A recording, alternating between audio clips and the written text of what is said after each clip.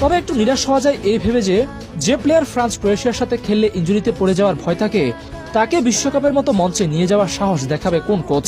কিন্তু নেইমার ফ্যানরা নিরাশ হতে চান না, কারণ নেইমার তাদের জন্য একটা আবেগ, আর এই আবেগটাই হতে পারে কার্লোর ক্যারিয়ারের জন্য খুব মারাত্মক একটা ঘটনা। কেন কার্লোর ক্যারিয়ারের জন্য মারাত্মক হতে পারে আসেন বলি। কার্লো ব্রাজিলে আসার পর থেকে নেইমার জাতীয় দলে খেলেননি। অনেকেই মনে করেন কার্লো না হয়ে ব্রাজিলিয়ান কোনো কোচ হলে এতদিনে নেইমার খেলতে পারতেন, এই ফিটনেস নিয়ে খেলতে দিত, কিন্তু কার্লো সেটা করবেন না।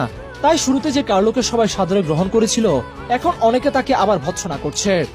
জাস্ট একবার ভাবেন, নেইমারকে ছাড়া কার্লো বিশ্বকাপে গেলেন, সেখানে গিয়ে যদি বাজেভাবে ব্যর্থ হন তাহলে কি হবে কার্লোর অবস্থা। নেইমার ফ্যান সাংবাদিকরা মিলে কার্লোর চ্যাপ্টার সেখানেই ক্লোজ করে দিবে। এমনকি যদি ফাইনালে গিয়েও হারে তাহলে কার্লোর কপালে দুঃখ আছে।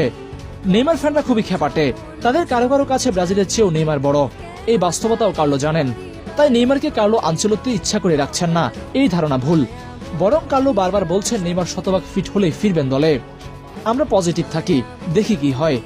1% চান্স 99% ফেথ, এই কথাটাকে নেইমারকে বিশ্বকাপে নিয়ে যেতে পারে কিনা।